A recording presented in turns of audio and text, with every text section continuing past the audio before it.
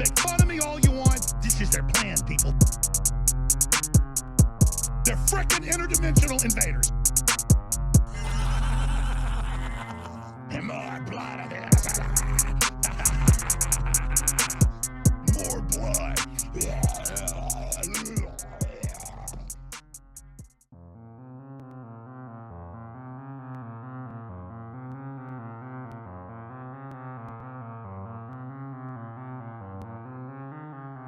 Destroy the child. Corrupt them all.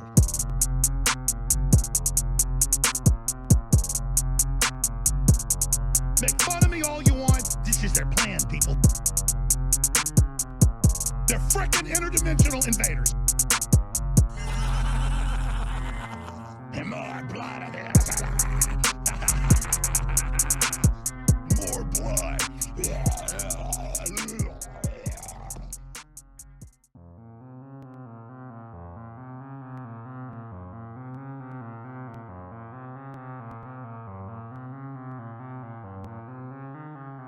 Destroy the child. Corrupt them all.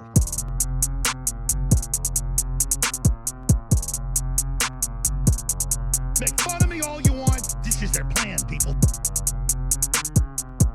They're frickin' interdimensional invaders. And more blood of this. More blood.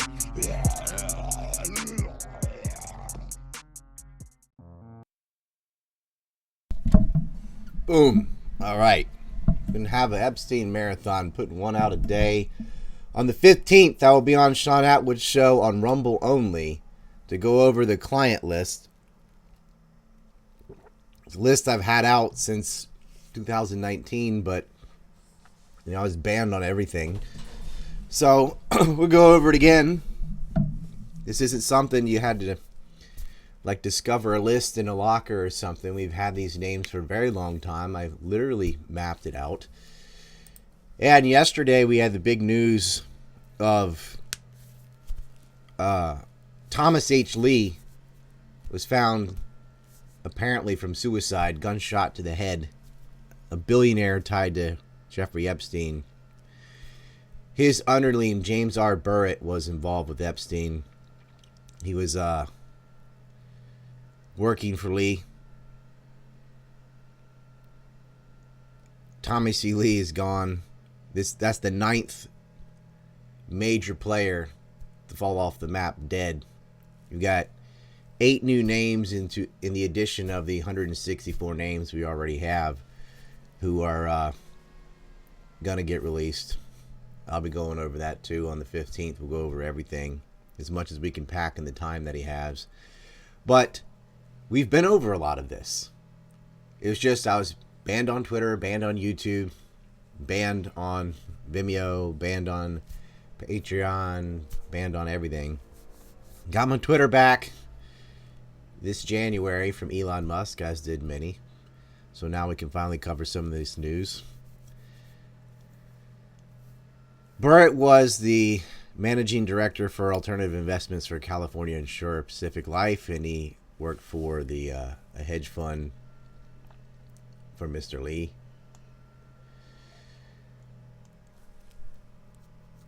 But he's also the guy that assisted Jeffrey Epstein's liquid funding, which took commercial mortgages and investment grade residential mortgages and bundled them into these complex securities. What they were doing was some lender would borrow cash in exchange for the securities that the borrower would then buy back at an agreed upon date for fixed price, usually the first of the next month. It's a way of shifting debts off your ledger temporarily, so then the rating agency can come in and say, oh yeah, you're clean. Then you have to buy back all those obligations, debt obligations later. So you're actually, way in the red. But you can just scoot that off your ledger for a moment, be looked at, get appraised. They're getting AAA ratings and stuff. And the rating agencies knew this trick was going on. They didn't fight very hard or dig very hard. And liquid funding was one of these little instruments that Epstein set up in the Caribbean to move money around. Well, that's just another name. James R. Burritt helped him with his white collar crimes. He worked for Thomas E. Lee, who was probably suicided. I'm going to be going over some of the map in this first video. The second video, we get more into what went down with Bear Stearns Ireland and Bear Stearns and Jess Staley, Ace Greenberg. Yeah, a lot of these with Jeffrey Epstein. So I'll just go ahead and start that for you. This was from 2019. We jumped on this right out of the gate, and it is what it is. Enjoy. Right now, we have Ryan Dawson. Everybody's been sending me this video about Eric Weinstein and what he's saying, these unanswered questions. I watched Ryan do a video where he answered the questions, and I was blown away by his level of knowledge. Over the months, people have sent me some of his stuff. I've dipped in and out of it. And today, with Epstein being out of the news because of everything that's going on around the world, it's been on the back burner for a lot of people, but Ryan has took it to the next level. I would say right now he's at the Whitney Webb level of knowledge on this subject. Thank you for agreeing to this, Ryan. Could you just tell people who you are and how you came to research Epstein? Yes, I've been writing about Epstein since 2007, and I won't say anything bad about Whitney Webb, but anyway, yeah, I'm not one of these people that started writing about it last July, put it that way. And yeah, I've been doing my maps and things, and I had 2 strikes on YouTube last July, and so I was only able to put up a couple videos about Epstein, and a lot of people nabbed my work and put it all around, including QAnon and others, blatantly plagiarized what I was doing. And I was unable to defend myself or put up any future videos on my own channel, but I did go around on other channels and talked about it. 4 out of 5 of those have been deleted completely. So I hope nothing happens to you. What got you interested in Epstein in 2007? Him being arrested. Okay. And I had people on my forum in the Florida area who were talking about it. And honestly, when I don't remember if it was before or after he got arrested. Actually, I have to go back and look. But this is not the only pedophile ring. There was the Dream Boys, and before that, there was the Finders Cult, and there was a lot of this happens. Sadly enough, I mean, there were even in wartime. I mean, in Abu Ghraib and others, there are torture prisons and DynCorp and even Blackwater. They get involved in this human sex trafficking, and states get involved in this. Saudi Arabia and Israel in particular, which will end up very deeply involved with Epstein too. And so it's hard for me when I hear a claim, is this somebody seeking attention or is this real? Because it's so bizarre what was going on, right? And you see something on an internet forum and I'm like, why are you telling me? How desperate do you, why don't you tell the police or something? You know, that was so naive, right? But why aren't you going to the authorities? And the problem is, like, they're paid off or they're the ones doing it. And so we talked about Epstein. We were talking about his cohorts. We talked a lot about Maxwell's father and stealing promise software, because I do a lot of digging into the Israelis and into the mafia, as you do. I've seen your videos with Johnny A. Light and others. And so you see these webs, and I'm not shy from conspiracy. I don't dabble in the Jonestown variety, what we call Alex Jones variety. That's not my cup of tea. But Eric Weinstein is more the type of conspiracies that he digs into. That's more of the grown-up version, you could say. And so I think the video you're referring to is one where he asked a lot of great questions with a British interviewer, and I was kind of shocked that he didn't know the answers, or maybe he does know the answers and it was a dog whistle. That's a possibility. But I thought, well, I've had these answers out for a long time. But the problem is, if you didn't catch him right away, I disappeared for a few months. I had to physically go to Ireland and go to Google headquarters in person, because you can't reach a human being, to get my channel back and restored.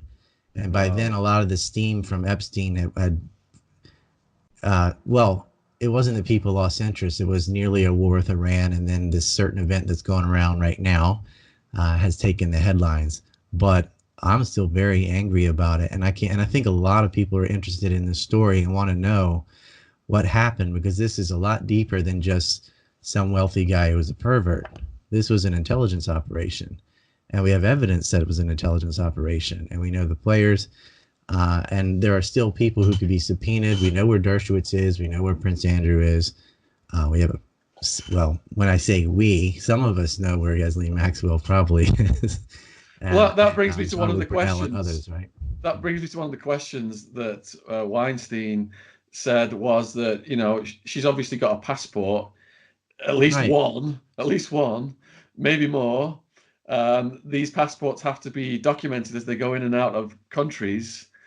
Why has there no information been forthcoming from tracking the passport? And what was your response to that? Well, I think that's a great question, because that seems like such an easy thing to do if you're naive enough to think that the mass media is actually free and would be able to report on such a thing. When it comes to crimes done by a particular element, whether it's using stingrays to spy on the White House as recently as last year, or Stuart Norzett, or Keith Weisman and Rosen being caught in a giant spy ring with AIPAC, with Lawrence Franklin, these kind of things, or any of the lies that led to the Iraq War from a particular group of neoconservatives in the Pentagon that blatantly lied about weapons of mass destruction. How come no consequences never came for any of that either? And how come there were no names given, and it was never really explained to the public exactly, well, who told us about yellow cake uranium from Niger? And who wrote these myths about anthrax and a meeting in Prague that never actually took place between Mohammed Atta and senior Iraqi officials, where they passed anthrax to him, which was witnessed by Israeli security forces. Of course, it wasn't witnessed by Israeli security forces because there was no meeting, and Al-Qaeda didn't send anthrax, and neither did Iraq. But you can trace this back to individuals, and they had jobs, and they have names. I hate this. I really hate when somebody does this nefarious renaming of the word they by just saying, oh, New World Order, or the elite, or the deep state, or globalists, or, you know, pick a term.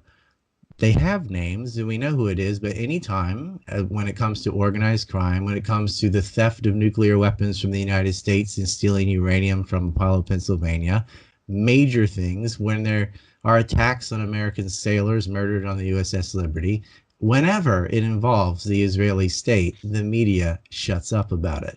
So when you find a major story, when Weinstein said we tripped over something big, like the Mega Group or the Sonborn Group, and we don't know what it was, yes, you do. You know who it was. And because it's the only place in the world that could get away with such a thing and not have it blow up in their face in the media, if you want to get away with a crime, involve the Israelis, and the US and the UK media will leave you alone. Do you think she's in Israel? No. Where do you think she is? I think she's still in the United States. Really? So do you think that she's being protected by the CIA and the intelligence agency from Israel in the United States? Well, I don't actually divide things like the Mossad, the CIA, MI6 like that, because I understand that those lines blurred a long time ago. Cliques like the Safari Club, for example, is a shared intelligence nexus between the Saudi Arabians, Israel, and the United States. We're deeply involved in war propaganda toward Iran, September 11th, etc. It's been that way since the Israeli-U.S. alliance has been that way since murdering both Kennedys.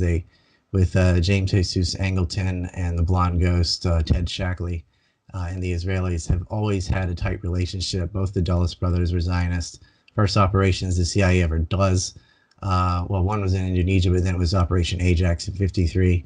So this alliance, let's say, has been around for a long time. So protected by the CIA, in a sense, since that's basically the Mossad, when you're talking about her faction anyway, is compartmentalized. They keep it away. The CIA's original job was supposed to be tracking weapons proliferation after World War II. That's what intelligence agencies were for. You had a massive surplus of World War II weapons that were no longer necessary, that stretched across continents.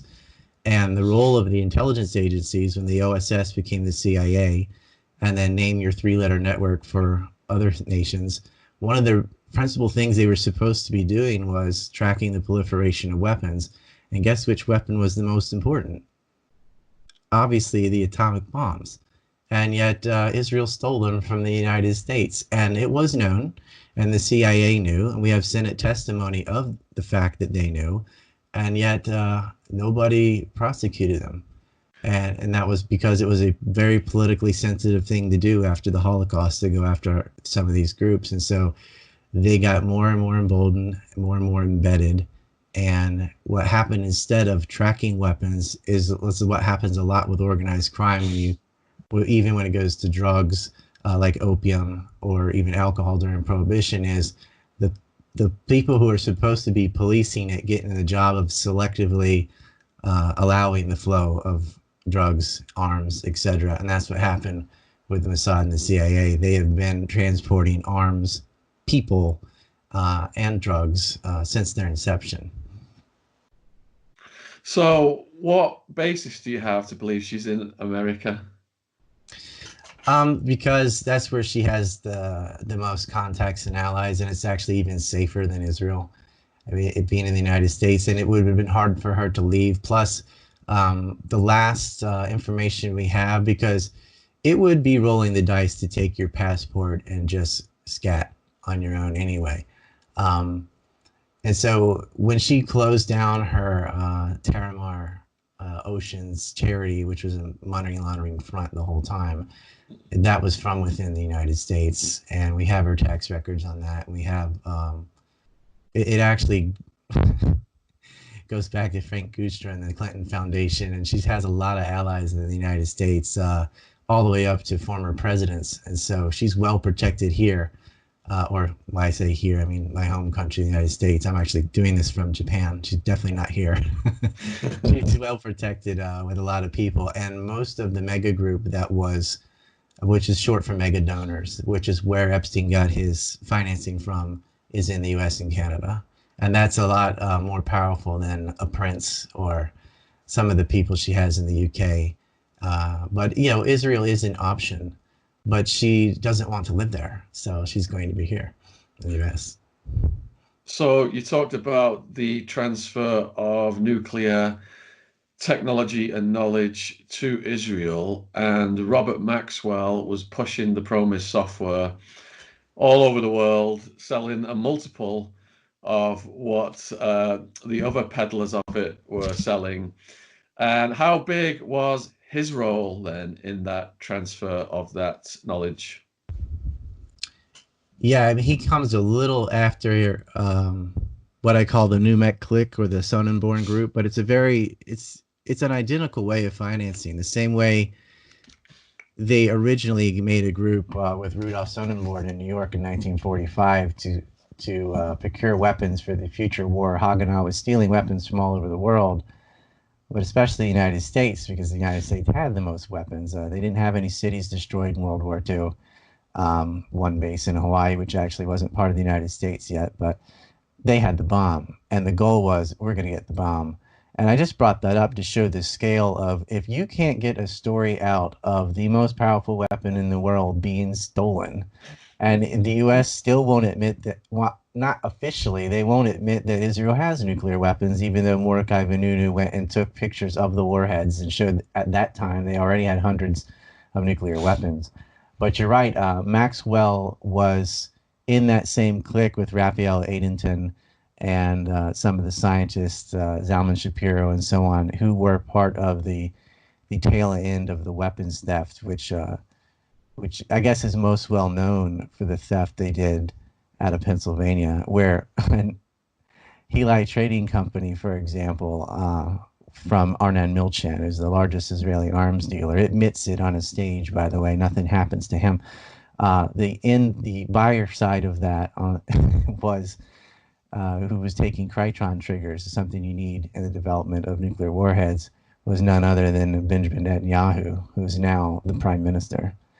And when it comes to Epstein, they're not unfamiliar with prime ministers or chief heads of the Mossad either, like Ehud Barak, which I know you know already, but that's very important because Ehud Barak helped shelter other pedophiles, other incidences of international pedophilia, and also President Katz, who was Moshe Katzev, was the president at the tail end of Barak's tenure as prime minister, was convicted of rape in Israel. Israel's president was convicted of rape, and that was in 2007. I mean, that's from 2000 to 2007. He's the president. Not many people know that the president of Israel was convicted of rape. Can you imagine if the president of Iran was convicted of a rape? How much that would be all over TV, or any other country? If the president of the United States was convicted of rape, where that would be. But yes, the president of Israel. Israel has a president and a prime minister. They have a similar system to the French. And he was convicted of rape, and that was all during this time period. And not a peep in the media about that either. So when people are wondering, why did this story die? How come there were all these questions and then it went away? They got about as deep as Les Wexner, and then zip. And, and it just built from the Wexner. Wexner Foundation was actually used to illegally launder money to Ehud Barak's coffers. This was the chief of the Mossad. And while he's chief of the Mossad, he is the chairman of the board for the Carbine Group, which used to be called Reporty, which is Epstein helped create too. So did Peter Thiel, who is one of the principal founders of PayPal. And then they've been doing, Carbine is kind of like Israel's Blackwater. It's a security front. It's their 911 response thing. And Eric Prince gets involved in that as well. He's changed the name. I think it went from Blackwater to Z, like XZ, and then it was Academy, and they had another name, and now I think it's called the Frontier Secure Services Group or something, and they're making Blackwater China as we speak. But these people, and they've been caught in rape rings, as has DynCorp. So this isn't anything new as far as governments covering up pedophilia. But a lot of Wexner's group from the mega donors, the Bronfman family, for example, deep ties to organized crime, as well as the NXIVM cult, which also was caught in raping women and branding people. I just watched Out of Shadows. Have you seen it's going around right now? Out of Shadows. My former psychology professor sent that to me today, but I didn't have the time to look at it. I watched it yesterday, and it links Epstein, NXIVM, and Pizzagate. It has all that towards the end. It's quite good.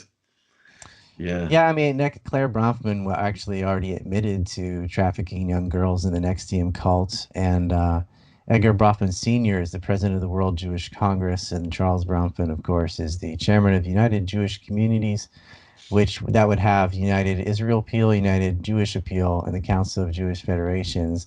And I don't want anyone to get the wrong idea that they can write the word Jewish in their name. That doesn't make them speak for an ethnic group. These people are Jewish supremacists. It's the same as, wow, are you so shocked that white supremacists are white and black supremacists are black and a lot of Jewish supremacists are Jewish? But, that is a subset of a larger category. I don't want anybody confusing that. These people have loyalty to a state, which is the state of Israel. And it can call itself the Jewish state, but that doesn't make it so. All these people are out of their minds. And, Michael Steinhardt and a lot of these Jewish billionaires, the Bronfmans, Wexner, they don't represent Jews. They don't represent anything like that. I don't want anybody getting the wrong picture there. But they are a supremacist clique, and they do have loyalty to a foreign state. And that is their purpose, is to set up a parasitic relationship, really, inside the U.S. and Canada to steal technology, because that's what Epstein was doing. He was using this. It was a blackmail and spy operation. And it's been done many times before, but as the reason I brought up NUMAC is that if I had many hours, I could go all the way from the 40s to now walking through it. But and I have taken a map starting from about the 80s, just when Epstein got involved onward.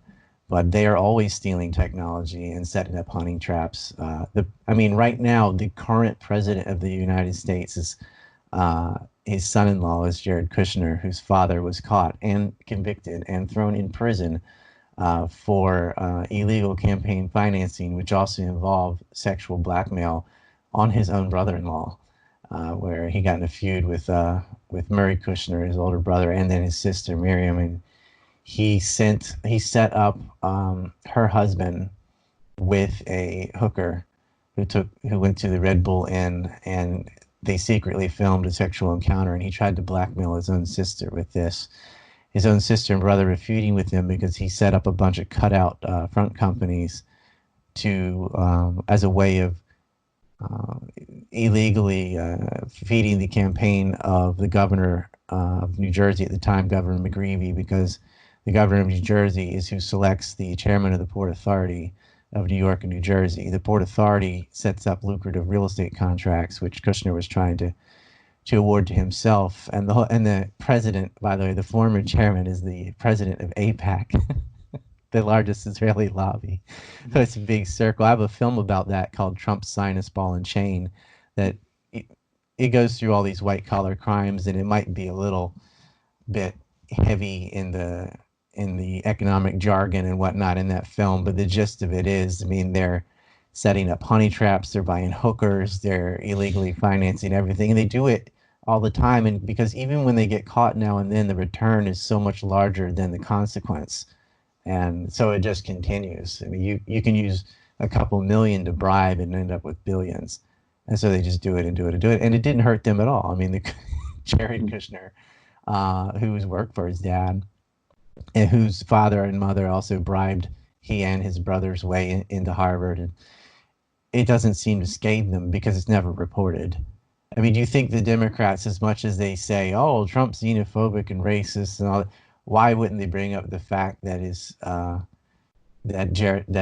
Charles Kushner is a convicted felon, and that their son is given a high-level position in the White House, and their Kushner Inc. has been involved in all of these crimes, linking back to Bob Labouti and Tony Salerno and all these mafia people around Atlantic City. They could, but they can't, because a lot of the Hillarys and the Bidens are doing the same thing, so they're not going to bring it up. Let's go back to Robert Maxwell and Epstein's entry into the intelligence community then. If you've seen the statements by Uri Ben Menashe, I don't know if that's the correct pronunciation. Yeah, Uri Ben Menashe was a Mossad agent who spent time at MCC, the same prison as Epstein was murdered in. So he's saying that when Ghislaine and Epstein started to go out, it was Robert who brought Epstein into the fold. Do you agree with that? Well, what they tried to do at first with Epstein is because Robert was more into diverting illegal arms. And at the time they were working, I believe it was with Douglas Lease, in a bid because the Americans had shafted Saudi Arabia on a contract for fighter jets, and the Brits stepped in. I think it was the Tornadoes. I don't remember which jet it was. I don't have everything on the top of my head, but basically Epstein wasn't very good at it. And you can see his earlier Ponzi scheme with the reinsurance company with Steve Hoffenberg. They knew John Lehman, who was on the 9/11 Commission, by the way.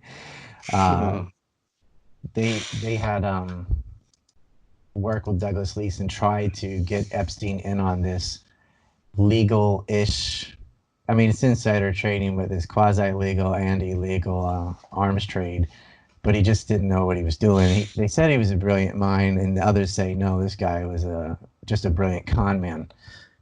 I lean more toward the brilliant con man than any kind of whiz kid hedge fund manager or, you know, arms dealer, stockbroker, nothing like that. The guy found his niche in setting up honey traps and getting young girls. Apparently he had some charm, and they fronted him the money. I mean, Wexner gave him a house. They didn't just give him a house. He gave him a mansion in New York, the most expensive house there was.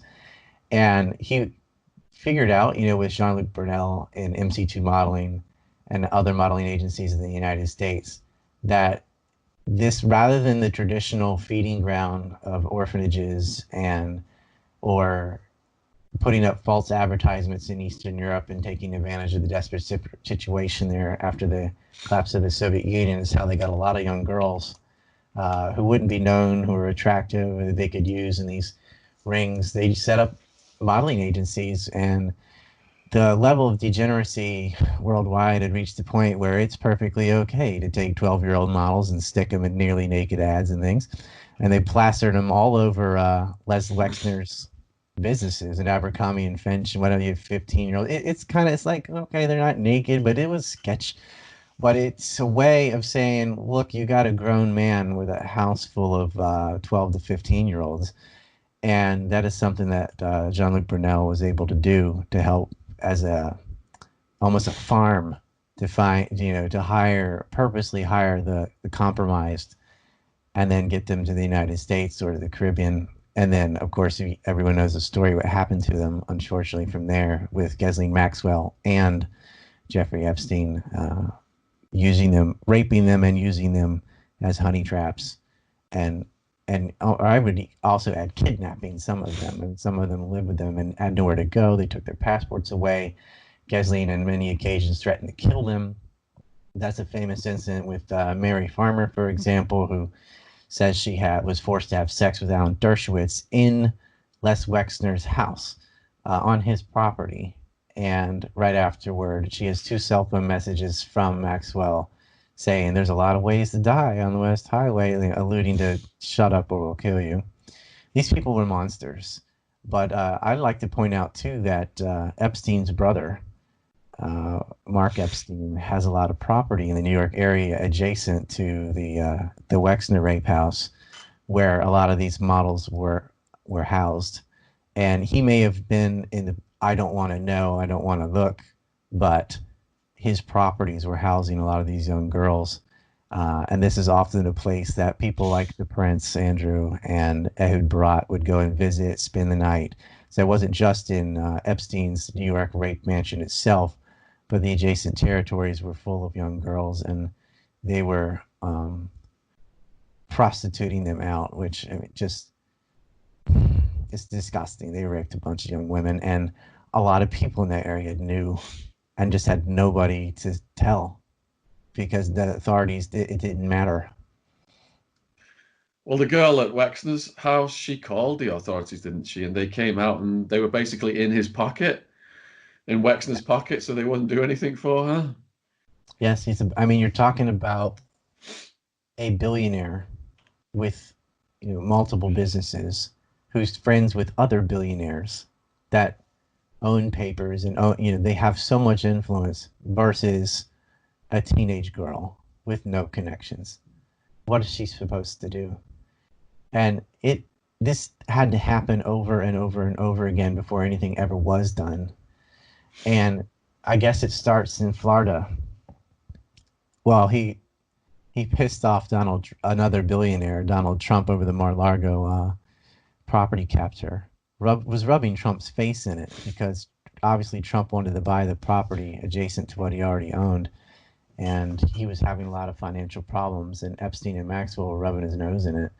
But Trump did make a lot of money in some of his hotel investments and then later The Apprentice, and was able to just barely outbid Epstein and nab the property, which caused a rift between the two. But that's the property where Virginia Roberts was recruited from by the tennis courts. You've heard her story.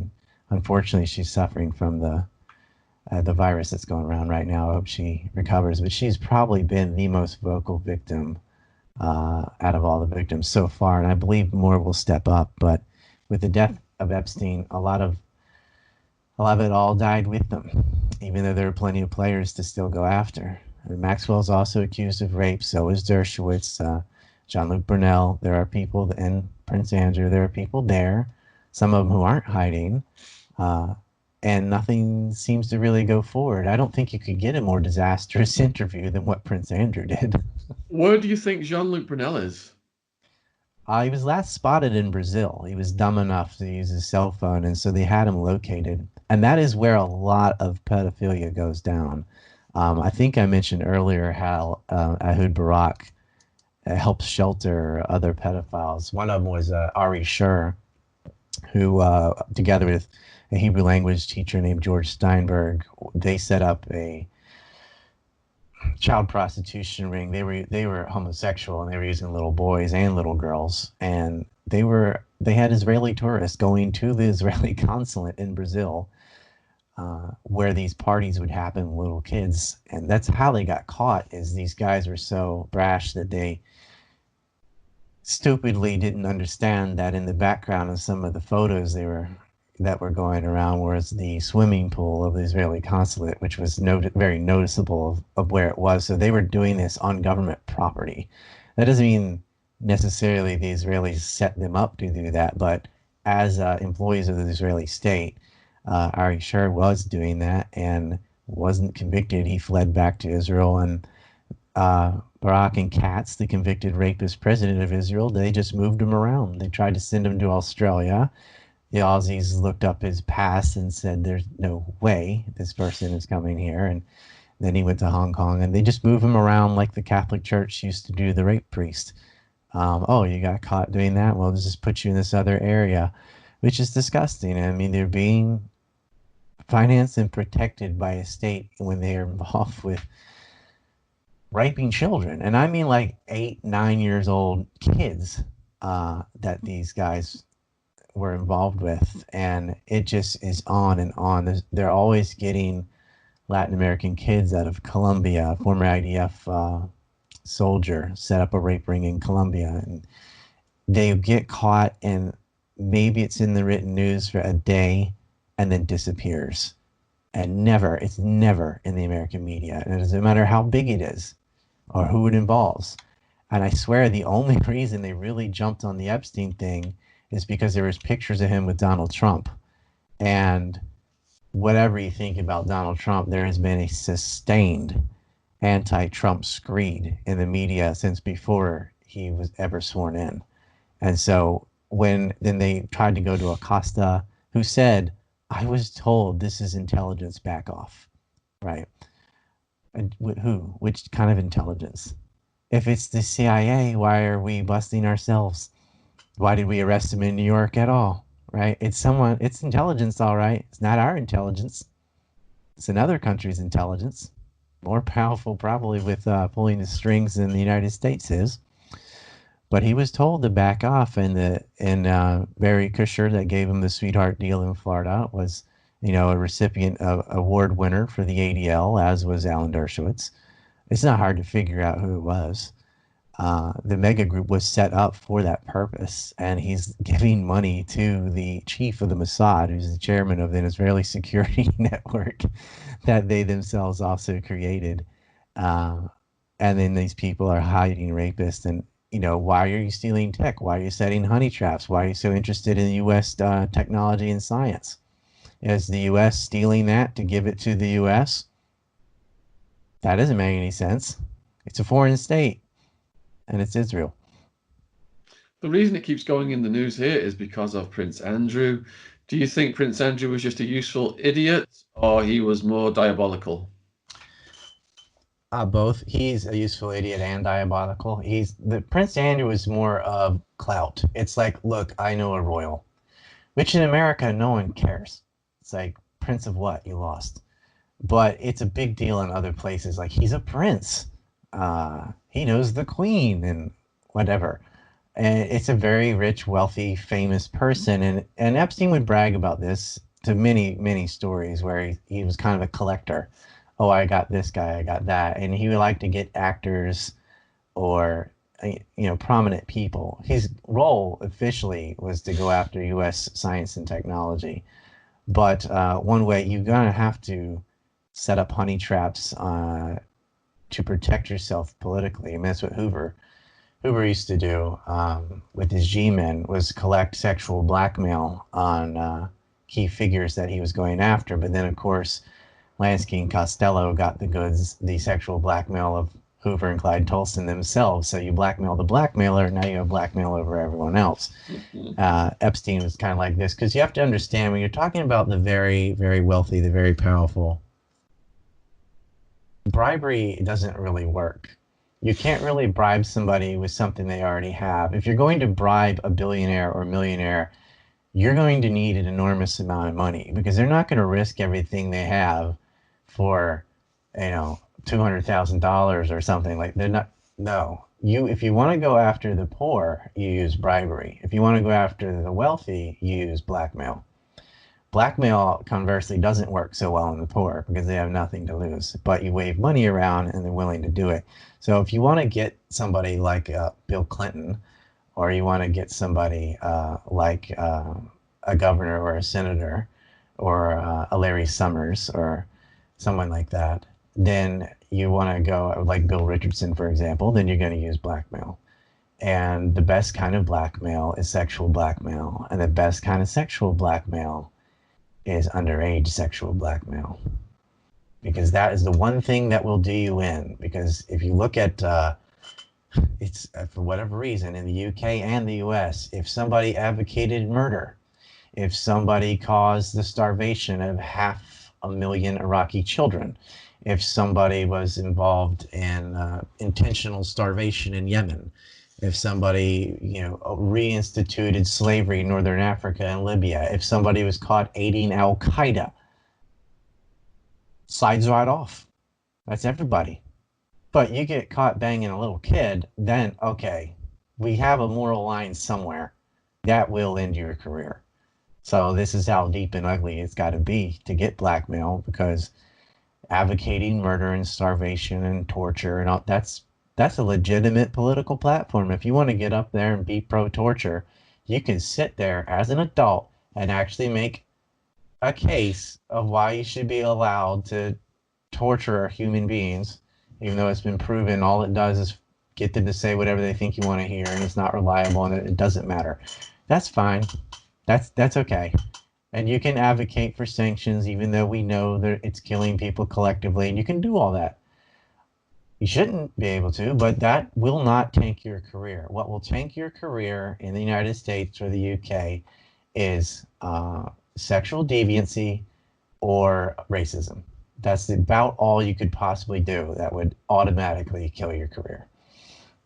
So with Prince Andrew being in the news here, it's took the heat off the Clintons. How tight were the Clintons with Epstein? I saw Hillary was on the flight as well. Yeah, it's interesting because a relative of mine was in the Uniformed Secret Service, was a bodyguard for both Clintons. And I heard many stories about her sexual escapades, let's say. And I had Gary Byrne on my show recently, and he conferred a similar story of her being walked in on with another woman. And so she's not as well known as Bill, because Bill actually was the president, unlike Hillary. So he got a lot more attention from the accusations of rape going all the way back to when he was a governor of Arkansas and beyond, during the Iran-Contra scandal, which he also assisted in.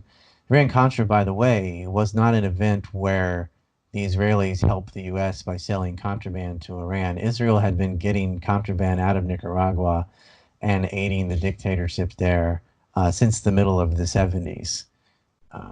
Somoza's grandfather, by the way, helped smuggle and divert weapons out of Nicaragua to the Israeli state a generation before, so they owed them. But Bill Clinton was very well known as a not as a pedophile, but definitely as someone that couldn't, keep his willy in his pants. He really liked the ladies, and so it was a simple target to honey trap Clinton. And I don't think he was just on the plane making peanut butter and jelly sandwiches. Let's just say that. The best troll ever was Donald Trump bringing Clinton's rape accusers and putting them in the front row of his debate with Hillary, so she had to look them in the face the whole time. Yeah, I saw that. Mm-hmm. That was a hell of a power play. Yeah. And Clinton deserves it. He was coked up, abusing women.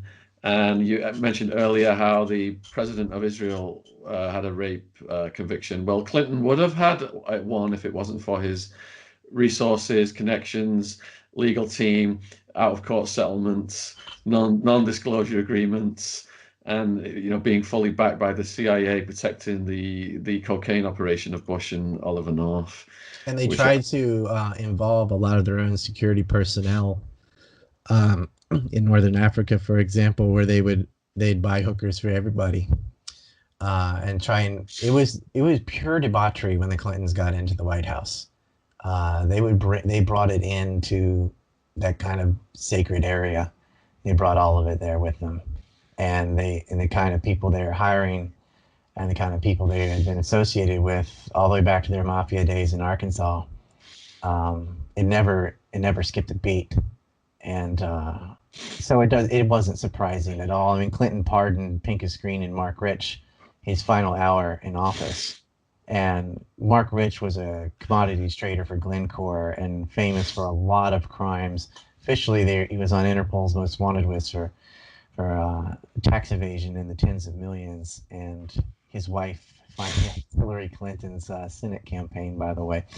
But they were also involved in human trafficking, and so and that actually ties to Norex and Gregory Lukachansky was in the Russian mob, and it's all they pick a crime, they did it with the Russian mob, including narcotics, illegal smuggling of weapons, uranium, and human trafficking. And so, Mark Rich, Pincus Green, these guys in the Russian mob, they're all tied to the Clintons. So is Louis Libby, even, ironically. I mean, Libby was Mark Rich's lawyer, and he was the chief of staff for Dick Cheney. And he wrote a book about pedophilia, rape. He had underage Japanese girls being raped in a cage by a bear. So you can include bestiality on top of pedophilia.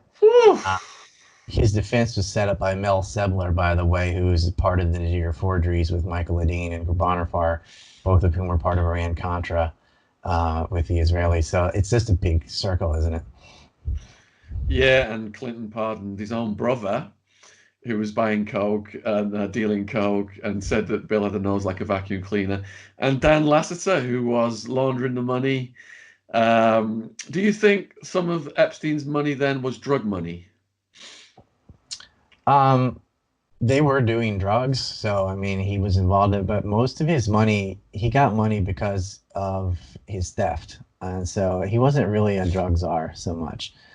But some of the people he was partying with certainly were. But was he moving? I mean, was he moving drug money around for the CIA, kind of like Dan Lasseter laundered money, through Arkansas? Oh, yes. Okay. As far as the money laundering section, yes, absolutely. He wasn't the guy selling the narcotics, though. Epstein was more the one cleaning the money. And I don't know if you can see this map behind me. I don't know if it comes up big enough. Well, that's all right. That's just. We could put it on the screen, perhaps. Sure. Everything I'm saying, by the way, I know I'm like running through this shotgunning information, but I have gone through the details and sources of what I'm saying in these sort of walkthrough map videos that I make. I don't know what else to call them, but somebody gave me the map software, and I just had a good time using that. The link to Ryan's channel is in the description box, so I urge people to go over and check his videos out and subscribe. Oh, thank you. Well, let's get into the money laundering, shall we? Because I know you did stock trades, and I don't have to. I was convicted of money laundering. I know, but I'm not laughing about that. I just the way you said it, no nonchalant, like, oh yeah. Well, ecstasy's a hell of a drug, but that's still, you'll know about it. And he was a front man for the Mega Group and also for JP Morgan Chase. So one of the things he did, and this will just be one example of the many of things that he's done, because we talked earlier about Stephen Hoffenberg and Doug Leese and stuff, but I didn't get in the nitty gritty of that. But there's so many scandals and Ponzi schemes that he was involved with. Also, he actually was involved in another one with Joseph B. Tomei and the Bronfmans. So I can get into that later too, if you put a pin in that and remind me. But one of the things he did down in the Caribbean, and this is a guy buying islands. as Eric said, Eric Weinstein, he's about 2 magnitudes richer than what he supposedly looked. He looked way richer than he was, unless they're just lying about his income.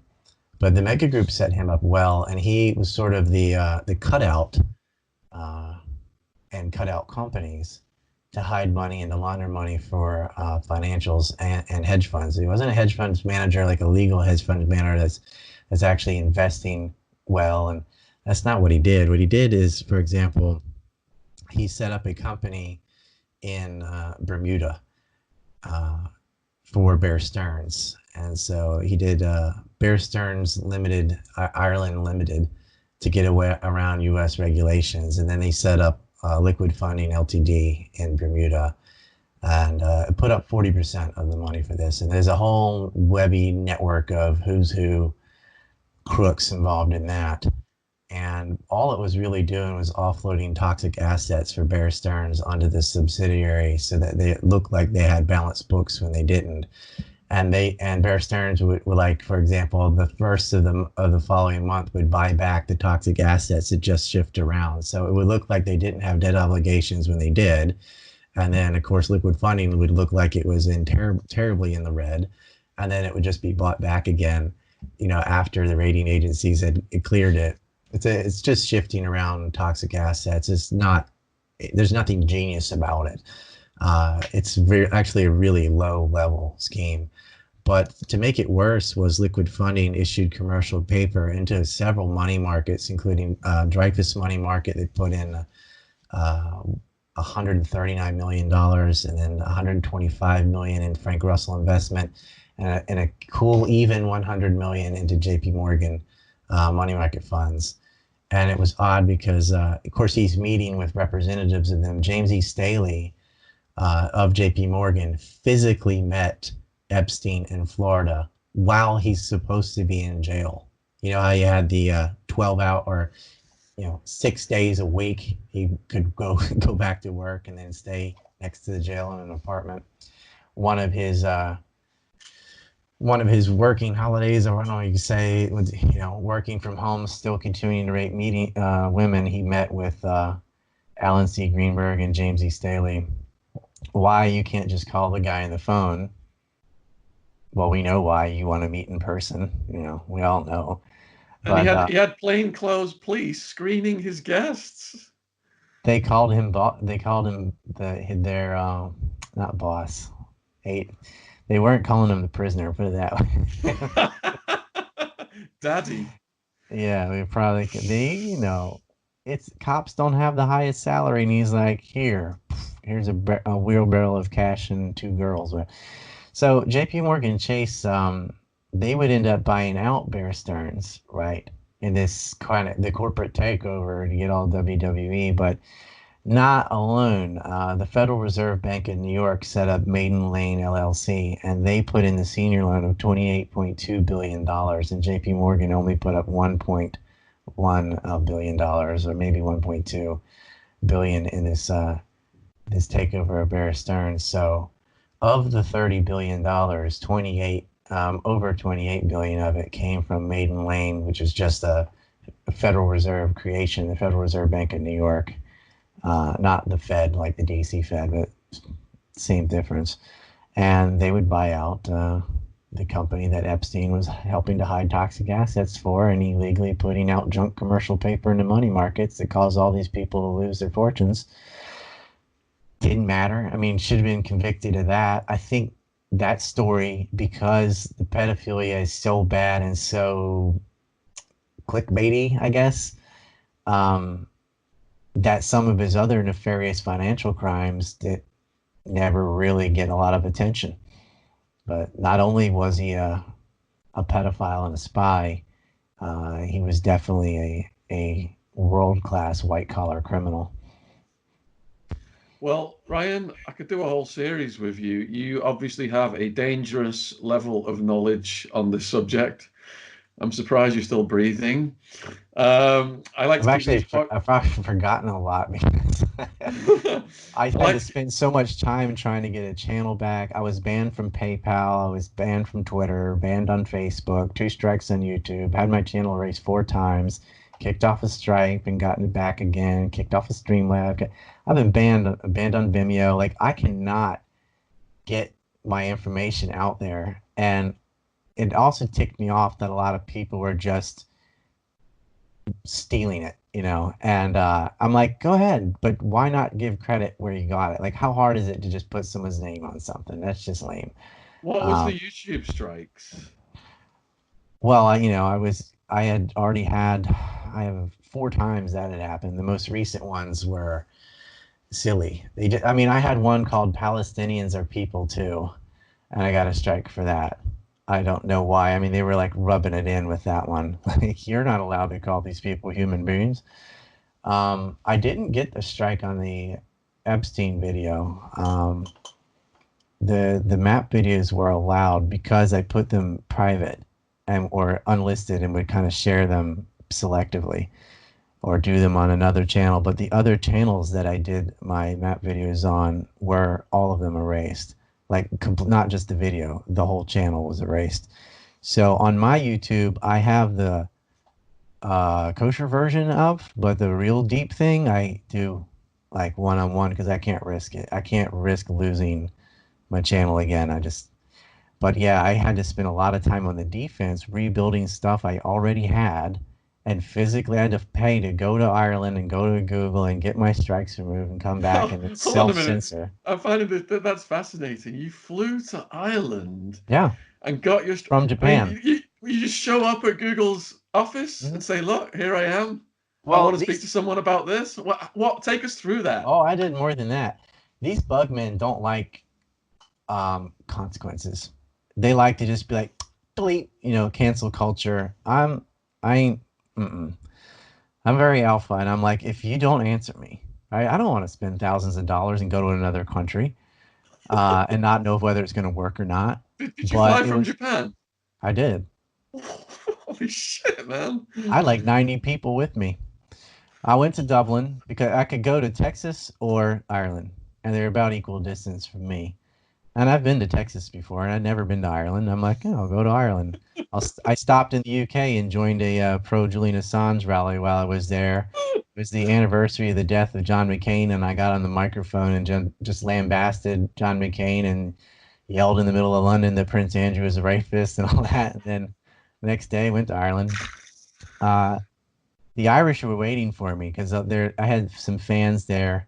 And I actually have some history there. Dawson Street, which is right in the middle of Dublin, was built by my family. So it was Grafton and Ann Street was built by Dawson. And I met the mayor, did a tour through the mayor's house. This is like, I felt like I was coming home like a king or something. But I happened to know someone that knew the mayor, and he kind of liked the cool history of the Dawson house and meeting in Dawson. And I stayed at the Dawson Hotel right across the street. And so Ireland was a blast, and I had about 90 people go with me. I had a whole network of people, and there were a lot of Irish that we just met there in the bars that we told them what was going on. Like, I'll be there tomorrow, because they hate what they call D4. With the joke is C4, D4, District 4, where Google is taking over. Are you saying you showed up at Google's office with almost 100 people? Oh, you got to see the letter I got. This is awesome. So I have been trying to reach a person to say, you're saying I have hate speech or whatever, this just means truth speech. They're trying to say this the whole time, and I'm trying like, this video does not break your terms of service. You say it does, but it doesn't. And it was, you should see the stuff. I put all the videos up on BitChute. Like, there is absolutely nothing wrong with them. And one was just a montage. Oh, you'll see. I'll send you all the stuff. You can play it later or whatever. Well, maybe you shouldn't because it's on YouTube, but you can see it and attest that, okay, they're breaking the rules. So I did not get hold of a person, right? And I was like, you can't just call someone. You can't just call YouTube, right? You can't just call Google. They give you a representative, but I can never really stay above like the 50,000 followers mark, because then I always get up to around there and get erased to 0 again, right? So, and I'm around that right now. I think about 55 or something. And so I used to have a huge channel back in like 2008. I got erased in December. The day the ADL partnered with YouTube, I was the first person gone. So I got up and I was like, you know what? I'm going to go do what the only thing I know is to go show up and see if I can talk to a person and tell them about my channel because I got nothing else to lose. When I was in Britain, I suddenly get an answer. This is creepy too.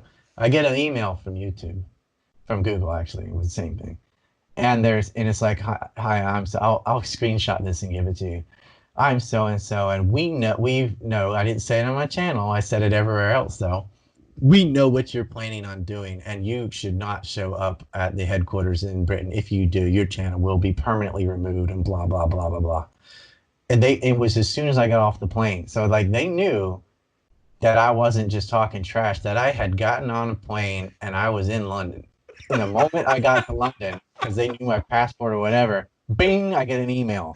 Now they want to discuss stuff and they don't want me to go to the headquarters in London. And the YouTube bosses were in London at that time. Well, I politely wrote back and said, your information is wrong. I have no intention of going to Google headquarters in London because I wasn't. I was going to Dublin because that's where the main headquarters is. Right? So, you know, I did a few days in. When I'm in England anyway, I did other things. I'm like, well, if I have to go halfway around the world. So I did the Assange rally and I met some people who I'd known, and I met some friends that, you know, I'd only seen online or whatever for a long time, and fans and supporters and so on. And I did some things that were memorable when I was in London. They're like, who is this guy? And how can he do this? I had a big American flag. I was the most obnoxious cowboy when I was there. Then I go to Ireland, and they're just like, here he comes. Is this happening? And so I had a huge group with me. I had another American, my co-host came. So you just walk into the building, a huge group of people led by you just walk into the building. Is that well, I had the group stayed outside. I said the group was first time. outside. Okay. Yeah, we went there. I went and paid Facebook a visit while I was there too, because I'm perpetually banned on Facebook. I'll tell you what happened in Ireland. But can I tell you a quick Facebook story? Because your audience will like this. Okay. Epstein. So I'm also a kind of a Civil War buff historian, and I had an ancestor that actually fought on both sides. We're from the islands in North Carolina, and my family's American Indian and Irish actually. And when Sherman started burning civilian cities and doing what he was doing, we switched sides and fought for the Confederacy. Finally joined the good guys. And but prior to the entire war, my great great grandfather had freed a slave. It wasn't his slave, it was his friend. They're about the same age. They're about 17, 18 years old. And he set he gave this black guy a skiff to go across the Pamlico Sound, which he took, and he went across the Sound to his freedom. This is before the war. And then apparently maintained that and all the way through the 13th Amendment, and then didn't have to worry about it. But never knew what happened or anything. And my great-grandfather was shot, actually, survived. But so anyway, his daughter and my grandmother in like 1931 were going to the capital, to Raleigh, for something. And along the side of the road, they saw somebody selling crab apples and grapes. A very old black gentleman with white hair. And I did the math. He would have been 88 years old. It was him. And they were buying, and he got to ask, where are y'all from? And then we said, well, from the Outer Banks. Well, we're from islands, right? This is rare. There's 3 islands out there. First place, the first colony, by the way, which landed on July 4th in the 1580s. But anyway, they got to talking, and my great-grandmother said, oh, we're from Buxton. He goes, oh, I used to be a slave there, and my friend set me free, gave me a skiff, and told the whole story. Well, my grandmother already knew that story. I said, that was my father that did that. And he just started crying, started bawling, and she started bawling. And my grandmother, she was 4 or 5 years old at the time, like, am I supposed to cry? Like, she didn't know what was going on. And my great-grandmother overpaid for his grapes, gave him triple the price. He was trying to give them away. They'd argue about that or whatever, and wished him well. And And that was that. My grandmother told me that story, so I told the whole story on YouTube when I was doing Civil War week, and I was doing a nuanced view, like, no, this idea the South's a bunch of you know, cousin bumping, racist, backward, whatever. I mean, that's just not. Come on.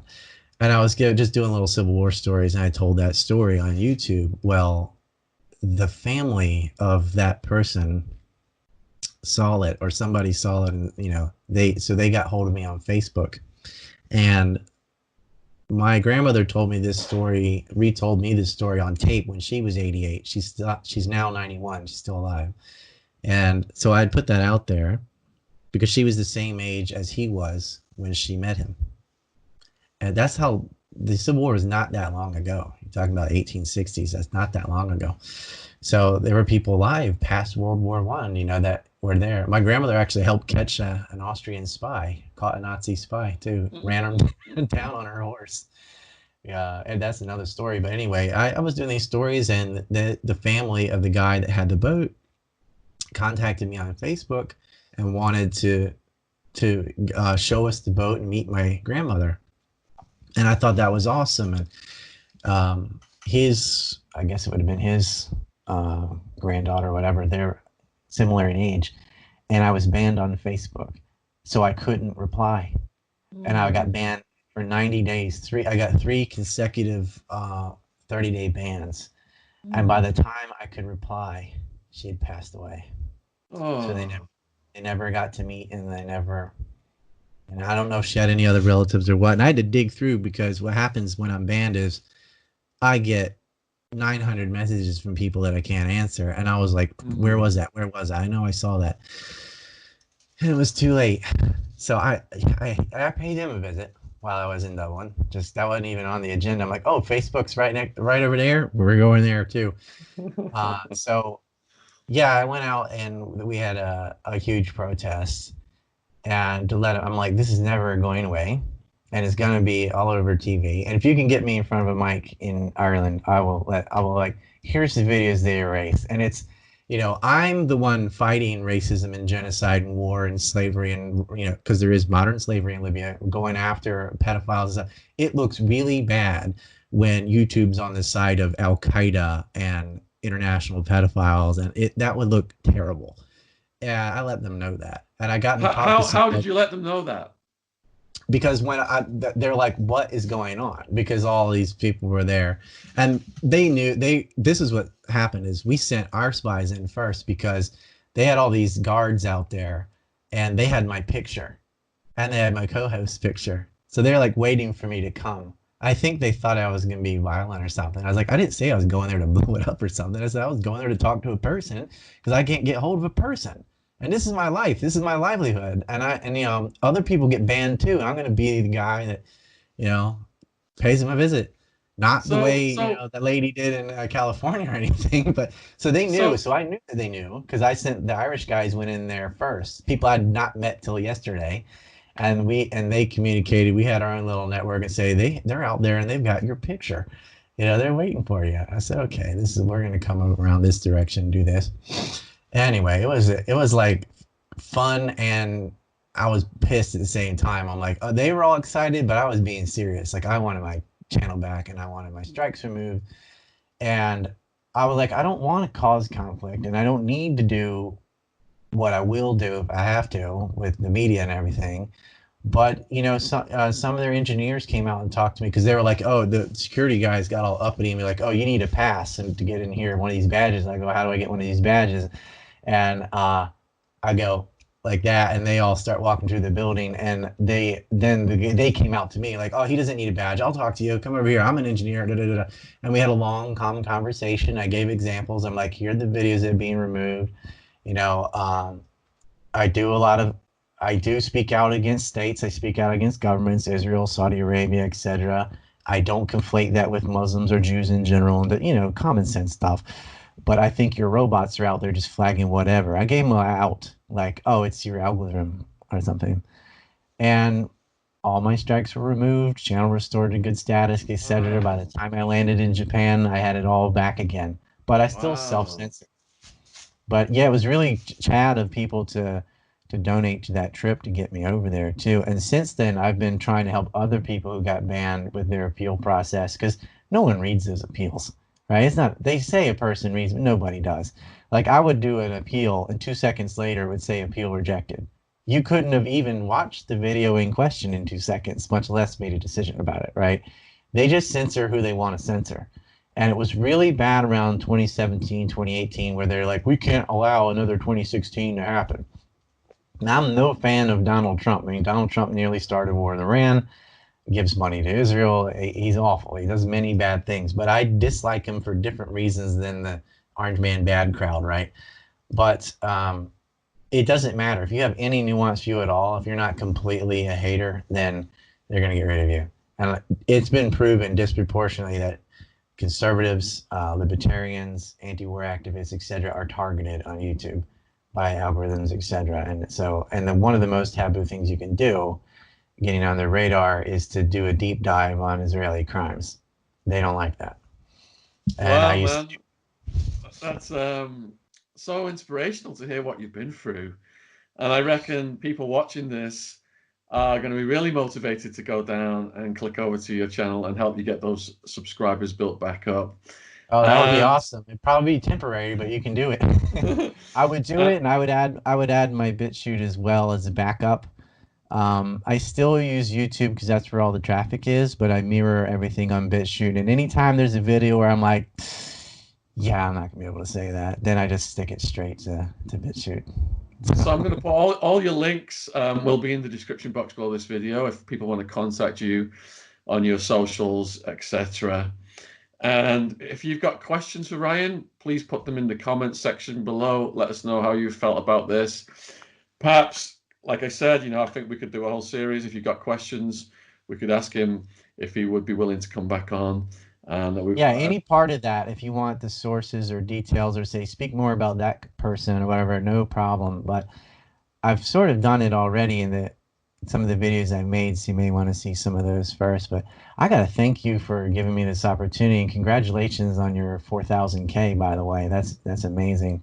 This is what we need, is networking. I mean, they can't shut everyone down. And I was careful today to be specific as I could without being too general, but not too specific enough to get you yanked, because I don't want to get anyone in trouble. But trust me, I'm holding back.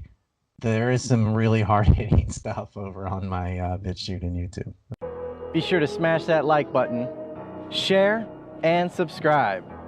And you can get a whole lot more content by following us on Patreon.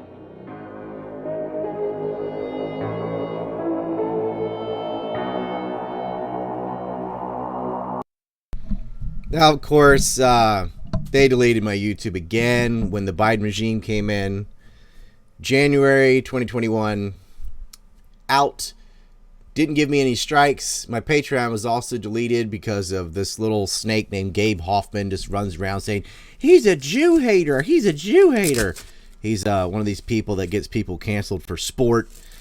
And that's all it takes, because accusation alone is all you need to get somebody removed. Potato famine, smallpox, whatever you want to say. Part 2 of this, I mean, these were all up on Odyssey anyway, but part 2 will be tomorrow.